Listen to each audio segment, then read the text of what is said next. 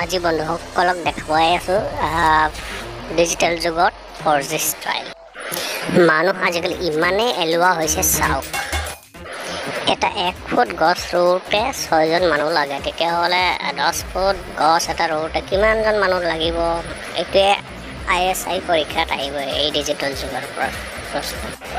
কিন্তু গছ ৰোৱা ৰিয়েল হিৰোটোক পিছফালে পেলাই থৈ দিছে।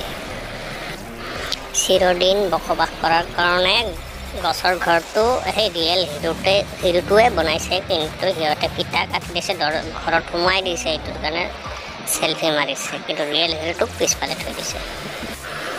আধা কেজি চাউল দিবলৈ যদি 10জন মানুহ লাগে, 10 কেজি চাউল দিবলৈ কিমানজন মানুহ লাগিব কওকচোন? এতিয়া চাওক।